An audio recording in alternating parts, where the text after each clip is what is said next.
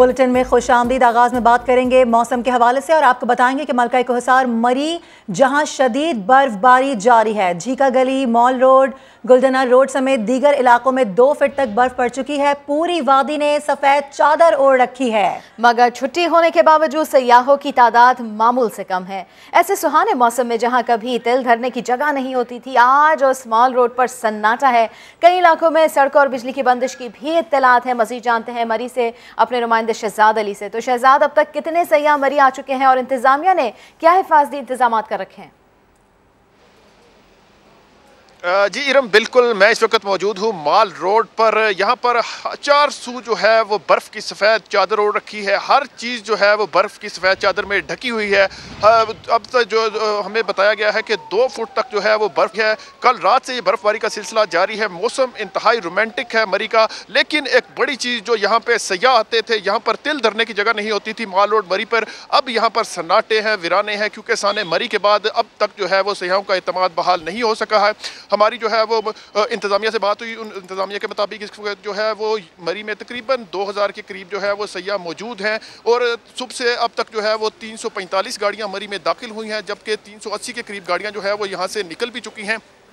अब तक जो गाड़ियों की तादाद बताई गई है वो 1151 गाड़ियां जो है वो इस वक्त भी मरी में मौजूद हैं। यहाँ पर मौसम तो बेहतरीन है, लेकिन जो सयाह आते थे यहाँ पर मौसम को एंजॉय करते थे, उनकी कमी है। और उनकी कमी इसी वजह से है कि जो साने मरी हुआ था, यहाँ के लोगों का जो रवैया था, उसमें जो है वो सयाहों को नाराज़ किया। सयाह नाला हैं, यहाँ पर नहीं आ रहे और इस मौसम को एंजॉय नहीं कर रहे। इसके अलावा अगर मैं बात करूँ तो यहाँ पर कल से जो बर्फ़बारी का सिलसिला जारी है, इसमें कुछ सड़कों और बिजली की बंदिश की भी जो है शिकायत मौसूल हो रही हैं और वहाँ पर रिपेयरिंग काम जारी है। मेरी अब से थोड़ी देर कबल जो है इंतजामिया से बात हुई तो उनका ये कहना था कि टीमें मुख्तलिफ इलाकों में काम तो कर रही हैं, लेकिन जो बर्फबारी का सिलसिला जारी है इसमें जो है वो काम में मुश्किलात पेश आ रही हैं टीम्स को भी। और कई सड़कों पर जो है वो दरख्त भी गिरने की इतलात हैं, जहाँ पर जो है वो अब तक सड़कें खोलने का काम भी जारी है। और मरी की जो गुलडना से KPK का स्टाफ है नथिया गली और यूपिया की तरफ जाता है, वहाँ से बंद कर दिया गया है, क्योंकि पिछली दफ़ा जो सानिया पेश आया था वो गुलडना के करीब जो नथिया गली रोड है वहाँ पर वो सानिया पेश आया था। तो इसलिए जो है वो इंतजामिया ने एहतियातन जो है इस वक्त जो है वो गुलडना रोड को भी बंद किया हुआ है, ताकि जो है किसी नाखुशगवार वाक़े से बचा जा सके। तो सयाह जो यहाँ पर आ रहे हैं थोड़े बहुत वो इंजॉय कर रहे हैं। गर्मा गर्म मशरूबात का सिलसिला भी जारी है, लोग सेल्फियां भी बना रहे हैं। ज्यादा सयाह नहीं आए जितना पहले आते थे, लेकिन जो आए हैं वो भरपूर तरीके से यहाँ पर इंजॉय कर रहे हैं, क्योंकि इंतजाम भी कुछ अच्छे देखने में आ रहे हैं। बहुत शुक्रिया शहजाद अली आपका। मरी में सयाहों की तादाद कम क्यों? होटल के ज्यादा किरायों की वजह से लोगों ने चंद घंटे ठहरने का सोचा तो पार्किंग माफिया आ धमका। 4 घंटे के 400 और 8 घंटे के 700। शहरियों ने शिकायत की कि इतने बड़े सानहे के बाद भी सबक ना सीखा गया। आखिर सुधार कब आएगा? 3 फोट हो गए, 16 लोग मर गए, 3 लोग फोट हुए हैं। जो डेथ हुई है इन होटलों की वजह से हुई है, क्योंकि 70-70 हज़ार इन्होंने मांगा है। बच्चे रो रहे थे लेकिन उन्होंने कमरा किराए पे नहीं दिया। 1 नाइट का 50,000 रुपये मांग रहे थे, उन्होंने कह दिया जी हमने 50 से कम नहीं देना। यही शिकायत की थी मरी से वापस आने वालों ने सानेहे के बाद। मरी के होटल वालों ने मुनाफाखोरी की खातिर लोगों को गाड़ियों में ठिठरने के लिए छोड़ दिया था और आज वहां के होटलों में वीराना है, कमरे खाली पड़े हैं। हमारे पास तकरीबन 65 रूम है, 65 में से 3 या 4 रूम हमारे पास लगे हुए हैं। सयाह का एतमाद जो बहाल नहीं हो सकता। तो जितने भी होटल्स हैं यहाँ पे वो भी मोस्टली मैक्सिमम 1 या 2 रूम या किसी में तो है ही नहीं रूम। होटल वालों के दिमाग ठिकाने आने लगे, मगर पार्किंग माफिया को लगाम ना डाली जा सकी। 4 घंटे के 400, 8 घंटे के 700 और 8 घंटे के बाद 1000 रुपए वसूल किए जा रहे हैं। और के अपने मनमाने कराए हैं जी। पार्किंग प्राइवेट पार्किंग है, कोई 600 मांग रहा है, कोई 800 ले रहा है। वो तो जब रश के हिसाब से लेते हैं। देख लें भी अगर कुछ हुआ होता, इंतजामिया ने कुछ किया होता तो ये रेट इतने ज़्यादा ना होते। ज़्यादा से ज़्यादा 200 या 300 होना चाहिए था पर नाइट का। मरी में सयाहों की तादाद इंतहाई कम हो गई है। जो आ रहे हैं वो भी नाराज होकर वापस जाने की बातें कर रहे हैं। वापस जा रहे हैं, हम नहीं रुक सकते यहाँ पे। रूम्स हैं मगर महंगे बहुत है, उसके अलावा हीटर के भी चार्जेस हैं और हीटर से कमरा ठंडा भी नहीं हो रहा। बोलते 24 घंटे गर्म पानी है, बट गर्म पानी भी नहीं है, ठंडा या बर्फ जैसा पानी है। बुजदार साहब ने किसी डिग्री की तरह तहकीकाती रिपोर्ट लेते हुए तस्वीर तो बनवा ली, मगर मरी की उस तस्वीर से कब वाकिफ होंगे जो यहाँ मौजूद माफियाज ने बना रखी है। माफियाज का खात्मा सयाहों को एक बार फिर मरी की जानिब खींच सकता है। सवात और बुनेर को मिलाने वाला रास्ता कलील कंडाव बर्फबारी के बायस बंद हो गया है। लोग पैदल सफर करने पर मजबूर हैं। मजीद बता रहे हैं समा के नुमाइंदे सैयद शहाबुद्दीन। इस वक्त मैं स्वात और बुनेर के बॉर्डर पर मौजूद हूँ। कलेल कंडाव का ये इलाका है। बर्फबारी का सिलसिला जारी है, लेकिन जब भी यहाँ पे बर्फबारी होती है तो ये रोड बंद हो जाता है और लोगों को आमदोरफ्त में शदीद मुश्किलात का सामना होता है। इस रोड की सफाई के लिए इंतजामात भी नहीं है, तो यहाँ के लोगों को क्या मुश्किलात पेश आती है, हमारे साथ यहाँ का बाशिंदा मौजूद है, बात करते हैं। रोड भी वो वाला नहीं है, ख़राब है ना। मिनिस्टर भी हमारे इलाके से है ना, मिनिस्टर रियाज साहब, अगर वो इस पर तवज्जो दें तो अच्छा होगा ना। ये जो टूरिस्ट आते हैं उसके लिए मुश्किलात भी नहीं होंगे। हमने देखा कि जो लोग बुनेर से स्वात जाते हैं या स्वात से बुनेर जाते हैं, तो चूँकि बीच में कलेल कंडाव का ये रोड जो है, ये अहाता जो है, ये ट्रैफिक के लिए बंद है, तो लोग पैदल ही सफ़र करने पर मजबूर है। और यहाँ के मुकामी लोगों का यही एक ही मुतालिबा है कि इंतज़ामिया इक़दाम करे, मशीनरी यहाँ पे लाए ताकि ये रोड ट्रैफिक के लिए बहाल हो और लोगों को आमदोरफ्त में मुश्किलात का सामना ना हो। शहाब, तफसीलात के लिए आपका शुक्रिया। और अभी आपको बताएं कि PTMA ने खैबर पख्तूनख्वा में हालिया बारिशों और शदीद बर्फबारी से नुकसानात की रिपोर्ट जारी कर दी है। बात करेंगे अपने नुमाइंदे अब्दुल रहमान से। अब्दुल रहमान, क्या बताया गया है रिपोर्ट में? और बर्फबारी के बाइस कई मकामात पर लैंडस्लाइडिंग और छतें गिरने के वाकयात हुए हैं, जिनमें अब तक जो है 3 बच्चों समेत 7 अफराद जो है इसमें जाबाहक हो चुके हैं, जबकि 4 बच्चों 4 खवातीन समेत 16 अफराद इसमें जख्मी हो चुके हैं। ये वाकयात शांगला में लैंडस्लाइडिंग के साथ साथ खैबर में 4 मकानात की छतें गिरी हैं। इसी तरह डेर इस्माइल खान, टांक और चासदर में भी मकानात की छतें हैं, जबकि इस दौरान जो है जो शाराएं हैं और जो दीगर मकामात हैं उनको खोलने के लिए PTMA का अमला और दिल्ली अमला जो है वो इस वक्त मसरूफ अमल है और शाराएं खोलने का काम करके राब्ता बहाल किया जा रहा है। ठीक है अब्दुल रहमान, तफसीलात के लिए आपका शुक्रिया। शुमाली बलूचिस्तान में बर्फबारी के दौरान हादसात में 5 अफराद जाँ बहक हो गए। कौमी शाहराह से बर्फ हटाने का काम जारी है। DC कोयटा के मुताबिक ज़िले इंतजामिया किसी भी सूरत हाल से निमटने के लिए अलर्ट है। मोहम्मद आतिफ रिपोर्ट करेंगे। बलूचिस्तान में बर्फबारी तो थम गई, लेकिन तबाही मचा गई। कल्लात और मस्तूंग में ट्रैफिक हादसात के दौरान 5 अफराद जाँ बहक, 5 जख्मी हुए। ज़ियारत में भी गाड़ी गहरी खाई में जा गिरी, ताहम जानी नुकसान नहीं हुआ। PTMA हुकाम के मुताबिक कोयटा, मस्तूंग, कान में तरजई, ज़ियारत, मुस्लिम बाग के रास्ते क्लियर कर दिए गए। किला सैफुल्ला में रास्ते साफ करने का सिलसिला जारी है। बर्फ जमने और फिसलन के बायस मुश्किलात का सामना है। शदीद सर्दी और फिसलन के बावजूद कोयटा के इलाके हन्ना उड़क में तफरी के लिए सियाहों की आमद जारी है। बहुत मजा है, भी फैमिली के साथ एंजॉय कर रहे हैं, हर कोई स्नो में खेल रहा है, एंजॉयमेंट हो रही है। अच्छा मौसम है, हम तो आगे तक गए हैं, बड़े अच्छे माशाल्लाह लोग भी हैं इधर के। जिधर गाड़ी फंसती थी और कोई ना कोई आ जाता था और हम लोग बहुत एंजॉय किए, बड़ा मजा आया। डिप्टी कमिश्नर कोयटा कहते हैं कि जिले इंतजामिया किसी भी सूरत हाल से निमटने के लिए अलर्ट है। शहरी खुद भी एहतियात करें। अगेन प्रेडिक्शन है इस बर्फ की, तो मेरी आपसे गुजारिश होगी कि अपने घरों से कोशिश करें कि ना निकलें। अगर निकलते हैं तो गाड़ी की स्पीड बहुत स्लो से स्लो रखें, ताकि ना आपको प्रॉब्लम आए और ना दूसरों को प्रॉब्लम आए। महकमे मौसमियात के मुताबिक बर्फबारी के बाद सर्दी की शिद्दत बढ़ गई। कल्लात -9, कोयटा -5, दालबंदीन -3, नुकुंडी में -1 डिग्री सेंटीग्रेड रिकॉर्ड किया गया। आइंदा 24 घंटों के दौरान मौसम शदीद सर्द और खुश्क रहने का इम्कान है। कैमरामैन अब्दुल वहीद के साथ मोहम्मद आतिफ, समा, कोयटा। बुलेटिन में आगे दिखाएंगे, अब सफर हुआ आसान। और अब आपको बताएं कि केटी बंदर के करीब गुज़िश्ता रोज़ समंदर में लापता होने वाले 11 माहीगीरों में से 2 की लाशें मिल गई हैं। दीगर की तलाश के लिए पाक बहरिया का ऑपरेशन जारी है। पाकिस्तान फिशर फोक फोरम के रहनुमा गुलाब शाह ने बताया कि दोनों माहीगीरों की लाशें खोबर क्रैक में मौजूद हैं, जिनकी लाशें पाक बहरिया की टीमें किनारे तक पहुँचाएंगी। साथ ही साथ उनकी जानिब से ये भी बताया गया कि लापता 9 अफराद की तलाश जारी है। सर्च ऑपरेशन में नेवी के 2 हेलीकॉप्टर्स, 4 हैवी बोट्स, 2 शिप्स और 200 जवान हिस्सा ले रहे हैं। जबकि कोरोना वायरस सिंध में 8 अफराद की जान ले गया। पंजाब में 5 अफराद जिंदगी से महरूम हुए। मुल्क भर में हज़ारों नए मरीज सामने आए। कराची में कोरोना मुस्बत केसेस की शरह 42% रिपोर्ट हुई है। सिंध भर में गुज़िश्ता 24 घंटों के दौरान कोरोना वायरस के 8 मरीज इंतकाल कर गए, जबकि 3,359 नए केसेस रिपोर्ट हुए। 2,831 मरीजों का ताल्लुक सिर्फ कराची से है। महकमा सेहत सिंध के मुताबिक कराची में पिछले 24 घंटे के दौरान कोरोना मुस्बत केसेस की शरह 42% से ज़ायद रिपोर्ट की गई है। पंजाब में 24 घंटे के दौरान 1988 कोरोना केसेस रिपोर्ट हुए हैं, जबकि 5 अमवात हुई हैं। मरने वालों में 4 अफराद का ताल्लुक लाहौर से, जबकि 1 शख्स का ताल्लुक रावलपिंडी से बताया गया है। महकमा सेहत के मुताबिक लाहौर में कोरोना मुस्बत केसेस की शरह 15 और पिंडी में 20% तक जा पहुंची है। इस्लामाबाद में भी कोरोना मुस्बत केसेस में रिकॉर्ड इजाफा हुआ है। एक दिन में 1497 मरीज सामने आए हैं। डिस्ट्रिक्ट हेल्थ ऑफिसर ने शदीद मुतासरा इलाकों में स्मार्ट लॉकडाउन के लिए DC को खत लिख दिया है। खैबर पख्तूनख्वा में मजीद 590 अफराद वायरस से मुतासर हैं।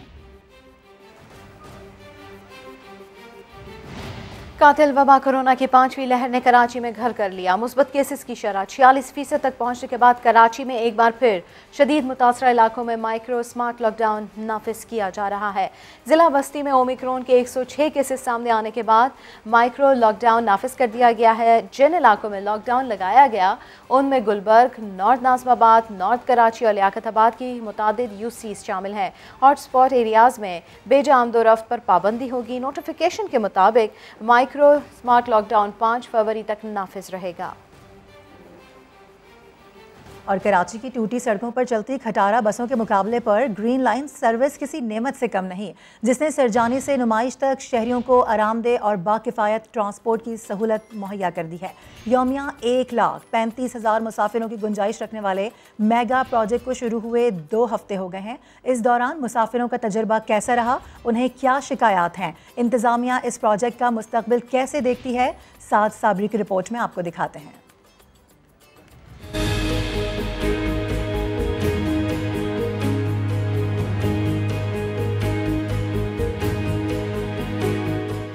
कराची के गले सड़े नाकारा और बोसीदा ट्रांसपोर्ट के निजाम में ग्रीन लाइन बस सर्विस ताज़ा हवा का झोंका साबित हो रही है। जूं जूं वक्त गुजर रहा है, शहरी रश से बचने और मंजिल पे वक्त पर पहुंचने के लिए इस सर्विस का इस्तेमाल कर रहे हैं।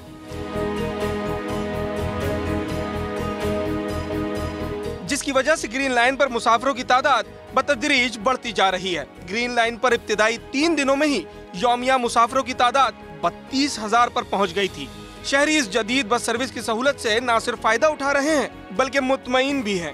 आशा कॉम्प्लेक्स से मैं नाज़िमाबाद 1 नंबर तक जाती हूँ, कॉलेज है मेरा वहाँ तक, तो मैं वहाँ पे जाती हूँ तो मुझे 40 रुपये लगते हैं। वैसे अगर मैं सफ़र करती हूँ 4 की मतलब लोकल बस वगैरह से तो मेरी वहाँ पे 60 रुपीज़ तकरीबन लग जाते हैं।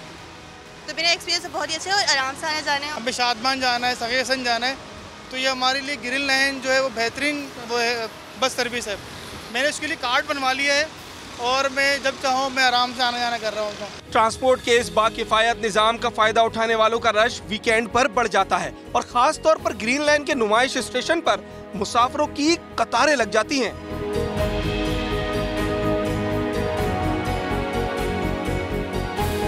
ग्रीन लाइन के प्रोजेक्ट हेड आफ्ताब आलम कहते हैं कि बस सर्विस पर इतवार के अलावा पूरा हफ्ता ही रश रहता है।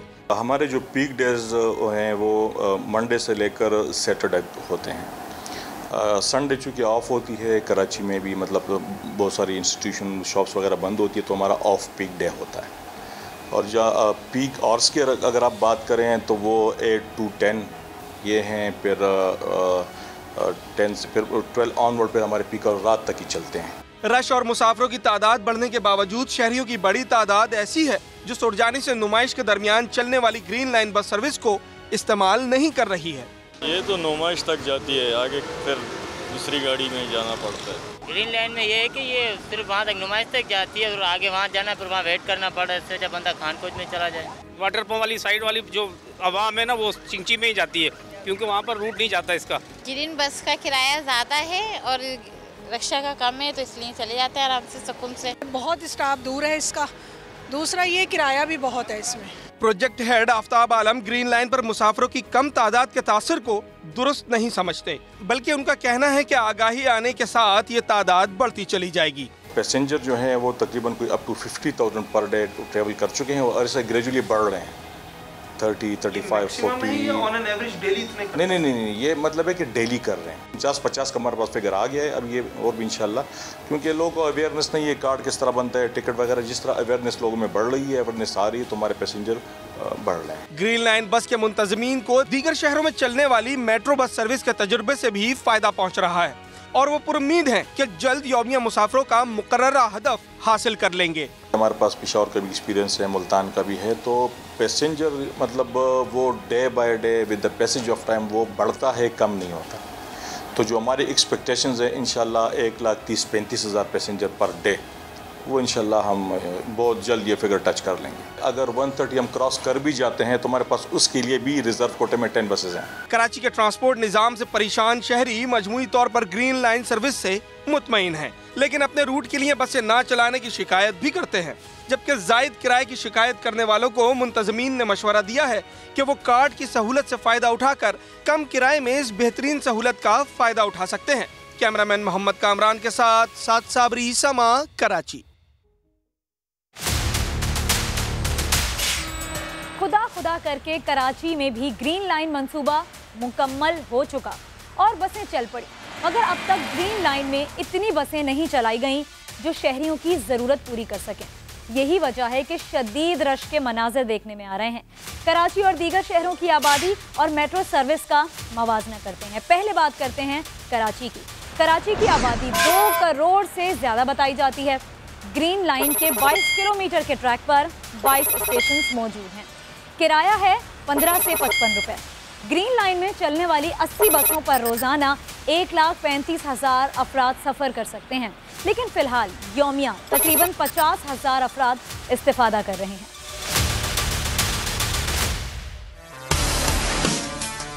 और अब जिंदा दिलाने लाहौर की बात करते हैं, जिसकी आबादी 1 करोड़ 35 लाख से ज़ायद है और यहाँ मेट्रो 27 किलोमीटर तवील इसका ट्रैक है। जबकि अगर स्टेशन की बात करें तो 27 स्टेशन के दरमियान 64 बसें फराटे भरती हैं और इसका किराया है 30 रुपये। लाहौर मेट्रो पर यौमिया तकरीबन 1,10,000 लोग सफ़र करते हैं। और अब बात करते हैं रावलपिंडी इस्लामाबाद की मेट्रो की। रावलपिंडी इस्लामाबाद की आबादी है तकरीबन 31 लाख और यहाँ जो मेट्रो चलती है उसका रूट है तकरीबन 23 किलोमीटर, जिस पर 24 स्टॉप्स मौजूद हैं और इस प्रोजेक्ट के तहत 60 बसें चल रही हैं।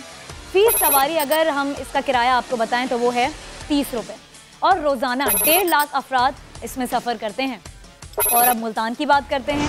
22 लाख आबादी वाले मुल्तान में 18.5 किलोमीटर तवील ट्रैक पर 21 स्टेशन कायम किए गए हैं और अगर इसका किराया हम आपको बताएं तो इसका किराया है 20 रुपये।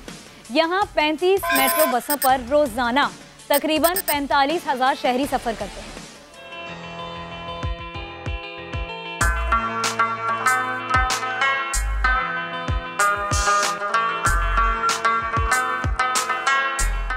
और अब पेशावर बीआरटी की बात करते हैं। पेशावर में 43 लाख अफराद बसते हैं।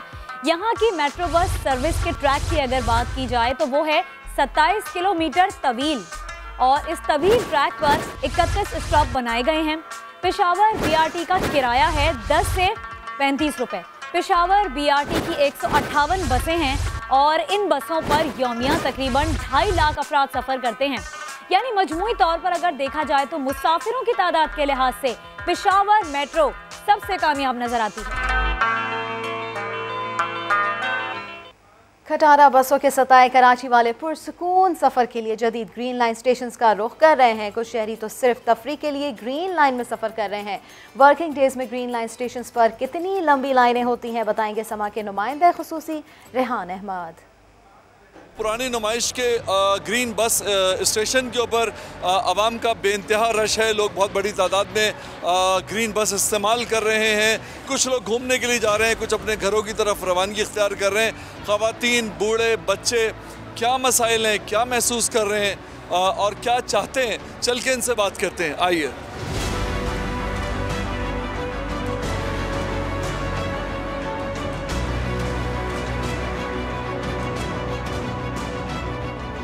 बाहर चिंची में या कोच में और इस दूसरे ट्रैवल करते हैं वैन वगैरह में, उससे बेस्ट था ये सफ़र।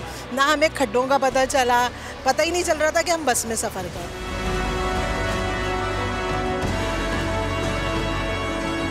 सिर्फ घूमने के लिए इसमें आए। हम गुलशन में रहते हैं, हम वहाँ नई कराची गए, वहाँ से हम बैठे हैं और हमने कहा इसको अवेल करें। किसी चीज़ में आपको धक्के नहीं लग रहे, किसी चीज़ में ये नहीं है, और ये कराची की आवाम के लिए बहुत बड़ी सहूलत है।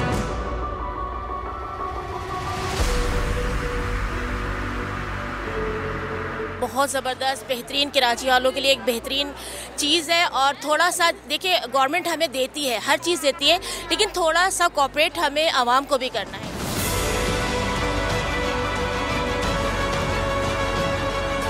बड़ी सहूलत हो गई है हर चीज़ की। जो परेशानी थी हमें, जो रश में और ट्रैफिक में जाम होते थे, उससे बड़ी बेहतर है।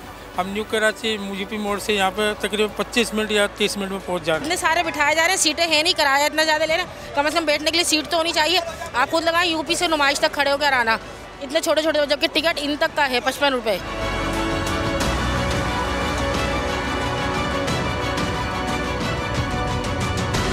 फोरके से बैठे थे नुमाइश में मज़ार क़ाइद के लिए, पूरे रास्ते में खड़े होकर आए। इसमें तो ये सीट्स बहुत कम है, बट एडजस्ट हो गया थोड़ा। बहुत ज़्यादा आवाम है माशाल्लाह, और टिकट बड़ी मुश्किलों से मिल रहे हैं। आप कार्ड क्यों नहीं बनवा लेती? इसका तो 100 रुपये का कार्ड भी है, जो अगर आप एक दफ़ा बनवा लेंगी तो आपको ज़रूरत ही नहीं टिकट की विंडो पे जाने की। असल में फ़र्स्ट टाइम सफ़र किया, इसलिए मालूमात नहीं थी। तो ये था ग्रीन बस के कुछ पैसेंजर्स के साथ हमारा सफ़र, जो बहुत ज़ौक़ शौक़ के साथ बस में सफ़र कर रहे हैं। कुछ जो है वो अपने घरों से आए हैं, कुछ अपने घरों से की तरफ जा रहे हैं। और कराची ग्रीन लाइन बस मंसूबा तो ऑपरेशनल हो गया, लेकिन इसी मंसूबे से मुतसिल ऑरेंज लाइन ताहाल तकमील की मुंतज़िर है। इस हवाले से तफसील जानते हैं। ऑरेंज लाइन के रूट पर मौजूद हैं हमारे नुमाइंदे साद साबरी। उनसे साद बताइएगा, क्या वजह है, क्यों अभी तक मंसूबा मुकम्मल नहीं हो सका? जी हाँ, तवील इंतज़ार के बाद कराची वालों को ग्रीन लाइन बस सर्विस तो मैसर आ गई, पर सिंध हुकूमत के मातहत शुरू होने वाला BRT मंसूबों का सबसे छोटा मंसूबा ऑरेंज लाइन बस सर्विस अभी तक शुरू ना हो सकी। 2016 में इस मंसूबे का आगाज़ किया गया, जो कि बोर्ड ऑफिस नाज़माबाद से लेकर औरंगी टाउन तक महज 4 किलोमीटर पर मुहित ये मंसूबा है। इसके 4 बस स्टेशन हैं। यौमिया 50,000 लोगों ने इस बस सर्विस से फ़ायदा उठाना है। इस वक्त हम ऑरेंज लाइन के बस स्टेशन नंबर 2 के करीब हैं, और जब हमने इस पूरे ट्रैक का एक सर्वे किया, मुआयना किया, तो हमने देखा कि इंफ्रास्ट्रक्चर का भी अभी बहुत सारा काम बाकी है। कई मरम्मती काम किया जा रहा है, जबकि सिंध हुकूमत का ये मौक़िफ़ है कि इंफ्रास्ट्रक्चर का जो काम है वो तकरीबन मुकम्मल हो चुका है, सिर्फ टचअप्स का काम बाकी रह गया है। अब देखना ये है कि सिंध हुकूमत इस मंसूबे को कितनी जल्दी जो है वो शुरू कर पाती है। जी साहब अपडेट कर रहे थे, ऑरेंज लाइन मंसूबा क्यों मुकम्मल नहीं हुआ और बसें क्यों चलना शुरू नहीं हुई। जब ये सवाल वज़ीर इत्तलात सिंध सईद गनी से किया गया तो उन्होंने बसों की खरीदारी की जिम्मेदारी वफाक की थी, ये कहा, और बताएंगे कि बसें कब आ रही हैं। इनकी बसों की तादाद बहुत कम है, तो ये बहुत अजीब सा होता कि हम अलग से प्रोक्योर करते, वो अलग से करते।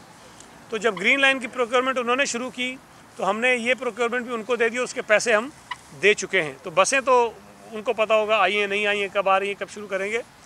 जो इंफ्रास्ट्रक्चर है वो काफ़ी हद तक मुकम्मल है, उसके अंदर जो फाइनल टचेज़ आप कह लें या जो टेक्नोलॉजी जो इस्तेमाल होनी है वो चीज़ें रह गई हैं, और वो मैं समझता हूँ कि शायद चंद हफ्तों में हो जाएंगी। और इसी मामले पर बात करने के लिए हमें ज्वाइन कर चुके हैं रहनुमा MQM पाकिस्तान अमीनुल हक साहब। उनसे उनका रिएक्शन ले लेते हैं, उनका पॉइंट ऑफ व्यू लेते हैं।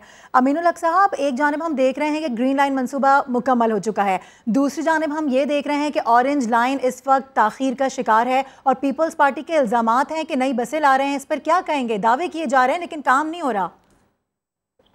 14 बरस पाकिस्तान पीपल्स पार्टी की हुकूमत से गुजर चुका है, और मैं समझता हूँ कराची के अवाम खुले आँख खुले रहन और आपकी मीडिया के तवज्जो से देख रहे हैं कि कराची के लिए 14 बसें नहीं लाई गई। इसी तरीके से मैं समझता हूँ कि आज कराची के अवाम खुश हैं, मुतमईन है कि कराची में green line state of the art service शुरू कर दी गई है। और आप खुद आपका जैसे जो आपके नुमाइंदे मुख्तलिफ जगहों पे मौजूद थे, उन्होंने जो रिपोर्ट दिया, और कराची के हम तो बता रहे हैं कि पिछले 1 महीने से जो उन्हें राहत महसूस हो रहा है, एयर कंडीशन बसों में बैठ के वो सफर कर रहे हैं थोड़े से पैसे देकर, और ऐसा महसूस होता है कि यस, कराची का नौजवान भी, लाहौर का नौजवान भी, मुल्तान का नौजवान भी अब बराबरी की बुनियाद पे आगे बढ़ रहा है।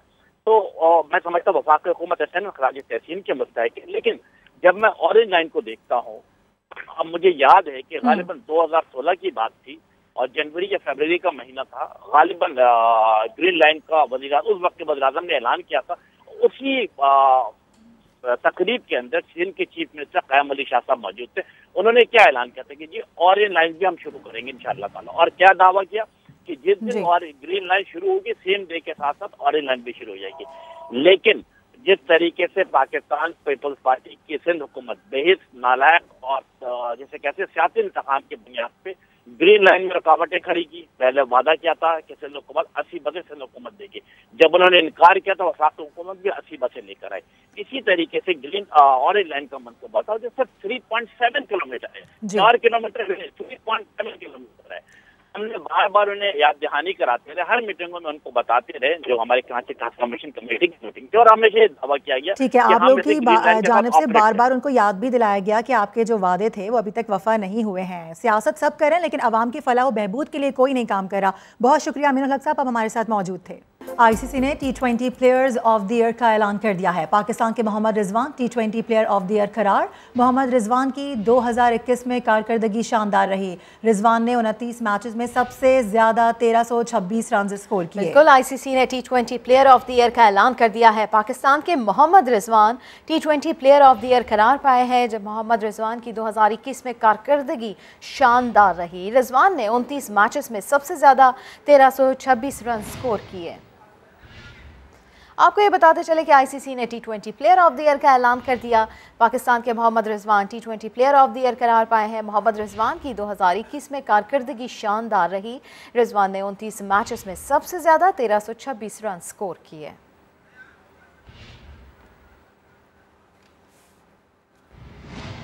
आपका वज़ीर आज़म आपके साथ। वज़ीर आज़म इमरान खान आज दोपहर 3:30 बजे टेलीफोन कॉल्स पर बराह रास्त आवाम के मसाइल सुनेंगे। वज़ीर आज़म की आवाम से बातचीत टीवी, रेडियो और डिजिटल मीडिया पर नशर होगी। इमरान खान शहरियों के सवालात के बराह रास्त जवाब देंगे। दूसरी तरफ वज़ीर आज़म ने एक बार फिर आलमी बरादरी से अफ़गान अवाम को भूख और अफलास से बचाने के लिए भी फौरी इक़दाम का मुतालबा कर दिया। कहा, अक़वाम मुत्तहिदा के तहफ़्फ़ुज़ फ़राहम करने के मुत्तफ़िक़ा उसूल आलमी बरादरी को अफ़गान अवाम की मदद का पाबंद बनाते हैं। गवर्नर पंजाब चौधरी मोहम्मद सवर ने खुद से मंसूब खबरों की वजाहत कर दी। लाहौर में तकरीब से खिताब में कहा, कल से टीवी चैनल्स पर जितनी सनसनीखेज सहाफत देख रहा हूँ जिंदगी में कभी नहीं देखी। इमरान खान हो या मोहतरमा बेनज़ीर भुट्टो शहीद, पार्टी कारकुनों की जिद्दोजहद और कुर्बानियों की वजह से मुल्क के सरबराह बने। हाँ, जिद्दोजहद करने वालों के साथ मैं भी शामिल था। इक़्तिदार किसी फ़र्द की वजह से नहीं बल्कि मुश्तरका काविशों से मिलते हैं। पार्टी के वर्कर्स ने जद्दोजहद की, ओवरसीज पाकिस्तानियों ने पार्टी को सपोर्ट किया, और मुझे इस बात पे फख्र है कि मैं भी उस जद्दोजहद में शामिल था, और हमारी कलेक्टिव जद्दोजहद से, हमारी कलेक्टिव काविशों से तहरीक इंसाफ की हुकूमत कामयाब हुई और वज़ीर आज़म इमरान खान जो हैं वो मुल्क के सरबराह बने। इसी तरीके से मैंने दूसरा मोहतरमा शहीद बेनज़ीर भुट्टो जब एग्ज़ाइल में थी, उस वक़्त मुल्क में मार्शल्ला था, मुझे इस बात पे बड़ा फ़ख्र है कि मैंने डिक्टेटरशिप के ख़िलाफ़ आवाज़ उठाई, और उसमें पीपल्स पार्टी के कारकुनों ने, पीपल्स पार्टी की लीडरशिप ने जमहूरियत के लिए बड़ी कुर्बानियाँ दी। तो वो भी एक कलेक्टिव जद्दोजहद सी, जिसके नतीजे में जो है बेनज़ीर भुट्टो साहबा इक़्तिदार में आई। तो ये कहना कि मैंने बना दिया, भाई ये कलेक्टिव एफर्ट थी। हाँ, मैं भी सपोर्टर था, मैं भी डिक्टेटरशिप के ख़िलाफ़ जो है आवाज़ उठाई थी। कल से मेरी सियासी ज़िंदगी में मैं ये कहूँगा कि इतनी सेंसेशनल जर्नलिज्म, सनसीखेज जर्नलिज्म मैंने नहीं देखी। मलेशिया के साबिक वज़ीर आज़म महातीर मोहम्मद की तबीयत संभल गई। डॉक्टर्स ने कहा है कि इस वक्त उनकी हालत खतरे से बाहर है। उन्हें 2 रोज़ पहले तबीयत बिगड़ने पर कोलालमपुर के नेशनल हार्ट इंस्टीट्यूट में दाखिल किया गया था।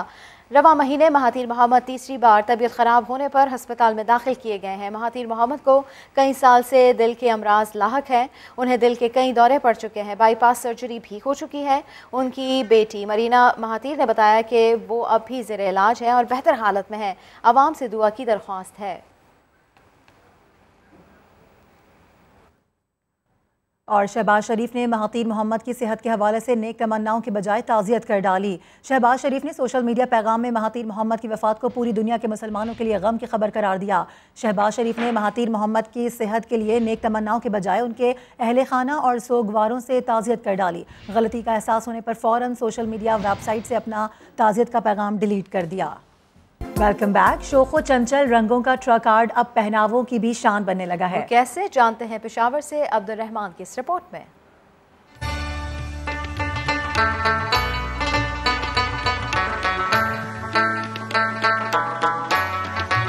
गहरे शोख रंगों से मुज़य्यन पाकिस्तान का ट्रक आर्ट जो दुनिया भर में हुआ मकबूल। ट्रकों के बाद खूबसूरत रंगों की बहार सजावटी अशिया पर मुंतकिल हुई तो पेशावर के सियार खान ने इसे पहनावों की बनाया जीनत। न सिर्फ जूतों बल्कि जैकेट पर मुख्तलिफ डिजाइन के पहनावों को चार चांद लगा दिए। अभी मेरा ज़्यादा फोकस है शूज़ और जैकेट वगैरह पे, पर्स वगैरह पे, लेडीज़ जितने भी सामान है उस पे मैं पेंटिंग कर रहा हूँ। अभी ज़्यादातर लोग इस चीज़ को पसंद करते हैं। सियार खान का हुनर पाकिस्तान से दीगर ममालिक में भी शोहरत पाने लगा। 25 साल से ट्रक आर्ट से वाबस्ता सियार खान को दुबई इंटरनेशनल एक्सपो में भी खूब सराहा गया। अभी जब मैं दुबई एक्सपो से आया हूँ तो अभी उधर ही मुझे शूज़ और जैकेट और इस इंटीक चीज़ों पे बहुत ज़्यादा काम मिल गया। बाहर मुल्कों से लोग मुझे ऑर्डर देते हैं कि ये शूज़ बना के हमें बाहर मुल्कों जर्मनी और फ्रांस तक मुझे पहुँचा दे। सियार खान अपने इस हुनर को अगली नस्ल तक मुंतकिल करने का ख्वाहिशमंद। ट्रक आर्ट को मुनफरिद अंदाज में पेश करके ये हुनरमंद दुनिया भर में पाकिस्तानी सकाफत को फरोग दे रहा है। कैमरामैन ज़का उल्लाह के साथ अब्दुल रहमान, समा, पेशावर।